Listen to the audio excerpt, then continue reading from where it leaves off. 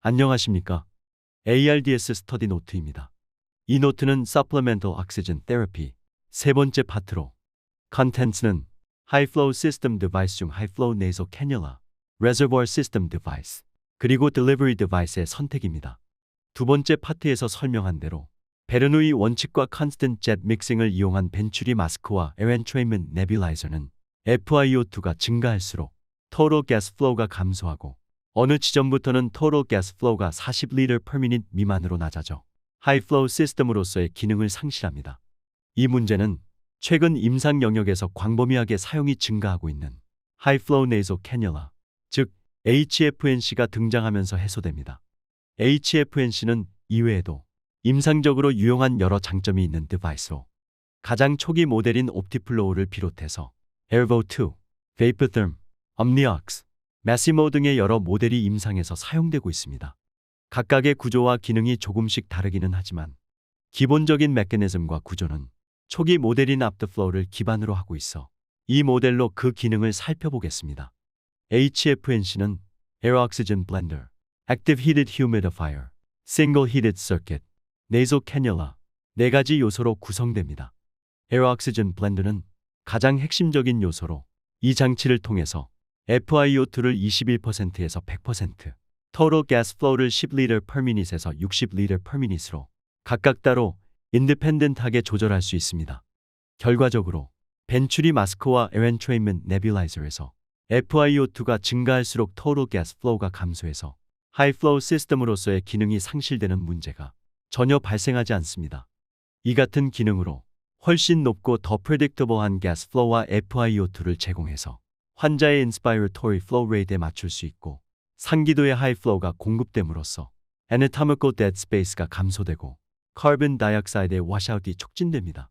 다른 한편으로 강력한 high flow로 인해서 positive end expiratory pressure, 즉 PB 형성되는데 한 연구에서 입을 열고 숨 쉴 경우 0.7 내지 2.7cm H2O, 입을 다물고 숨 쉴 경우 1.7 내지 7.4cm H2O의 PB 형성된다고 보고되기는 했으나 이 정도의 압력이 임상적으로 얼마나 효과가 있는지는 명확하지 않을 뿐더러 PB 에펙트를 높이자고 하이플로우를 적용하고 있는 환자에게 입을 다물고 숨 쉬라고 하는 게 현실적으로 가능하지 않습니다. 또한 Active Heated Humidifier, Single Heated Circuit을 통해 가온되고 가습된 에어가 공급되기 때문에 환자가 편안해합니다. 그리고 객담의 water content가 증가하여 secretion의 배출이 촉진되고 건조로 인한 epithelial injury를 피할 수 있습니다. 결과적으로 호흡에 따른 metabolic cost가 낮아져서 전반적인 work of breathing이 감소합니다. 객담의 water content를 증가시켜 배출을 촉진하기 위해 일반적으로 권고되는 가온 온도는 섭씨 37도입니다. 그러나 이 온도에서 환자는 더운 공기로 인해 불편하다고 느낄 수도 있습니다. HFNC의 온도와 patient comfort를 고찰한 한 연구에 따르면 37도보다 낮은 31도 정도에서 patient comfort가 유의하게 높은 것으로 보고된 바 있어 객담이 많지 않은 환자에서는 온도를 낮게 유지하는 것을 고려하는 게 좋습니다. 그리고 small, loose-fitting nasal prong을 이용하기 때문에 마스크와 비교해서 환자가 더 편안해합니다. 이 같은 장점으로 ARDS, pneumonia, idiopathic pulmonary fibrosis로 인한 hypoxemic respiratory failure, cardiogenic pulmonary edema, post-operative status, post-extubation, endoscopy나 bronchoscopy와 같은 procedure 등의 임상 상황에서 적용되었고 관련 리포트가 있었습니다. 그러나 여러 임상 연구에도 불구하고 아직까지 명확한 결론이나 recommendation을 낼 정도로 evidence가 충분치는 않습니다.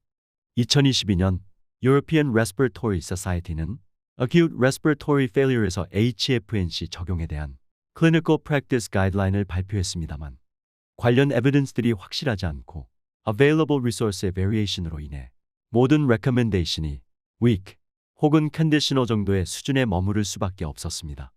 그럼에도 불구하고 임상적으로 중요한 포지션을 갖고 있는 지침이기 때문에 가이드라인의 구체적인 8개 핵심 질문, 즉 피커와 관련 recommendation을 알고 있을 필요가 있습니다. 첫째, acute hypoxemic respiratory failure, 즉 carbon dioxide가 높지 않으면서 PaO2가 7일 이내에 60mm of mercury 미만으로 감소한 환자에서 HFNC를 적용할지 Conventional Oxygen Therapy를 적용할지에 대해서는 HFNC를 적용할 것을 Moderate Certainty of Evidence로 Conditional Recommendation 했습니다. 둘째, Acute Hypoxemic Respiratory Failure 환자에서 HFNC를 적용할지, Non-Invasive Ventilation을 적용할지에 대해서도 HFNC를 적용할 것을 Conditional Recommendation 했습니다. 하지만 Evidence의 Certainty는 매우 낮았습니다. 셋째, NIV를 적용하다 보면 Feeding이나 Speaking, 마스크 압력 때문에 혹은 위닝 가능성 테스트를 위해 일시적으로 중단해야 하는 경우가 있습니다. 이런 경우에도 Conventional Oxygen Therapy보다는 HFNC를 적용할 것을 Low Certainty of Evidence로 Conditional Recommendation 했습니다. 넷째, Respiratory Complication의 발생 위험이 낮은 Post-Operative 환자에서는 Conventional Oxygen Therapy나 HFNC 중 어느 것을 적용해도 괜찮은 것으로 권고했고, 다섯째, Respiratory Complication의 발생 위험이 높은 Post-Operative 환자에서는 HFNC나 Non-Invasive Ventilation 중 어느 것을 적용해도 비슷한 것으로 권고했습니다. 여섯째, Non-Surgical 환자의 extubation 후에는 Conventional Oxygen Therapy보다는 HFNC를 적용할 것을 Low Certainty of Evidence로 Conditional Recommendation 했습니다. 일곱째, extubation failure의 위험이 높고 Non-Invasive Ventilation에 대한 absolute 또는 Relative Contraindication이 없는 Non-Surgical 환자의 extubation 후에는 HFNC보다는 Non-Invasive Ventilation의 적용이 유리한 것으로 Conditional Recommendation 했습니다. 마지막으로 7일 이내에 폐하가 7.35 이하로 감소하면서 PaCO2가 45mm of mercury를 초과하는 Acute Hypercapnic Respiratory Failure 환자에서는 HFNC 전에 Non-Invasive Ventilation을 먼저 시도해 볼 것을 Low Certainty of Evidence로 Conditional Recommendation 했습니다. 이 권고는 HFNC는 Supplemental Oxygen Supply를 위한 디바이스이지 벤틀레이터는 아니라는 기본적인 기능상의 한계를 강조한 것으로 HFNC는 CO2 Elimination에 있어서 절대적인 limitation이 있어 Non-Invasive Ventilation을 대체할 수 없다는 의미이기도 합니다. 따라서 HFNC의 Clinical Positioning을 정리해보면 HFNC 등장 이전에는 Hypoxemic Respiratory Failure가 발생하면 우선적으로 Conventional Oxygen Therapy를 시도하고 호전이 없으면 Non-Invasive Ventilation, 그럼에도 불구하고 악화되면 Mechanical Ventilation을 단계적으로 적용하고 호전되면 다시 역순으로 다운그레이드하게 되는데 이 과정에서 적절하게 커버되지 못하는 상당한 정도의 클리니컬 갭이 있었던 것이 사실입니다. 그런데 HFNC의 등장으로 인해서 이 클리니컬 갭을 상당한 정도로 커버할 수 있게 되었다고 평가할 수 있습니다. HFNC의 사용에 있어서 임상적으로 주의해야 할 사항 중 하나는 결핵, 인플루엔자, COVID-19과 같은 Transmittable Infectious Respiratory Disease 환자에서는 하이플로우로 인해 상기도에 있는 결핵균이나 바이러스 등이 공기 중으로 비산되어 타인에게 전염될 위험이 크기 때문에 반드시 아이솔레이션된 공간에서 적용하고 의료인은 적절한 Respiratory Protection을 해야 합니다. 다음은 Reservoir System Device입니다. Reservoir System은 expiration 시에 공급되는 오xygen을 Reservoir Bag 등에 저장해 두었다가 환자의 Inspiratory Flow가 공급되는 오xygen flow보다 클 경우 저장된 오xygen을 공급되는 오xygen과 같이 공급함으로써 충분한 오xygen을 공급하는 시스템입니다. 이 시스템에는 Reservoir Cannula, Partial Rebreathing Mask, Non-Rebreathing Mask 등의 디바이스가 있습니다. Partial Rebreathing Mask는 expiration 시에 환자가 내쉰 CO2의 일부가 Reservoir Bag으로 들어가 저류되었다가 Inspiration 시에 오xygen과 같이 다시 재호흡될 수 있는 마스크로 환자는 자신이 내쉰 CO2의 일부를 지속적으로 rebreathing 할 수 있는 위험이 있습니다. Non-rebreathing mask는 마스크와 reservoir bag 사이 그리고 expiratory port에 valve가 있어 expiration 시에 환자가 내쉰 CO2가 reservoir bag으로 들어가지 않는 구조를 가지고 있습니다. 따라서 reservoir bag에는 오xygen만 있어 inspiration 시에 환자는 오xygen과 room air만을 흡입하게 되어 자신이 내쉰 CO2를 rebreathing 할 위험이 없습니다. 이상과 같이 supplemental oxygen therapy에는 다양한 디바이스가 사용될 수 있습니다. 이 중에서 임상 상황에 따라 적절한 디바이스를 선택하는 것은 환자의 경과에 중요한 영향을 미칠 수 있습니다. 적절한 디바이스를 선택하기 위해서는 Supplemental Oxygen Therapy의 목적, 환자 요인, 그리고 디바이스 퍼포먼스 세 가지 요소를 고려해야 합니다.